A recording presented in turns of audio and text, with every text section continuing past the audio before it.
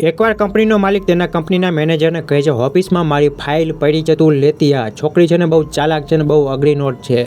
ઉપર ઓફિસમાં ફાઇલ લેવા માટે જાય છે. ફાઇલની નીચે પૈસા જોઈને એને લાલચ આવે છે. કહે છે, આ કંપનીનો માલિક છે ને સાવ ચોદું જેવો છે, એને કાંઈ ખબર નથી પડતી. અને જેટલા પણ પૈસા હોય ને એમાંથી અડધા પૈસા કાઢીને તેના ખિસ્સામાં મારી લે છે. પણ કંપનીનો બોસ બધી સીસીટીવી ફૂટેજ તેના મોબાઈલમાં જોઈ લે છે. તેના બાદ કંપનીનો બોસ સિક્યોરિટીનું ટેસ્ટ લે છે. કહે છે, ઓફિસમાંથી તું મારો મોબાઈલ લેતો આ. મોબાઈલ લેવા માટે સિક્યોરિટી ગાર્ડ ઉપર જાય છે. મોબાઈલ પાસે પૈસા ઘણા બધા પડ્યા હોય છે. સિક્યોરિટી ગાર્ડ તે પૈસાને જોઈને લાલચમાં આવી જાય છે. પણ આ કંપનીમાં બે મોટા ચોર છે. ચોર કોણ છે એ જોવા પહેલાં વિડીયોને કરી દેજો લાઇક, ચેનલને સબસ્ક્રાઈબ, ફોલો અવશ્ય કરજો અને કોમેન્ટ કરવાનું ભૂલતા નહીં. થોડીક જ કલાકોમાં લેડીઝ અને સિક્યોરિટી ગાર્ડને બોસ ઓફિસમાં બોલાવે છે અને કહે છે, આપણા ઓફિસમાં જે ચોરી થાય છે તમને ખબર છે કોણ છે? ત્યારે આ લેડી બધો ભાંડો સિક્યોરિટી ગાર્ડ ઉપર ફોડી નાખે છે અને કહે છે, આ સિક્યોરિટી ગાર્ડની પગાર ઓછી છે અને એ જે ચોરી કરે છે.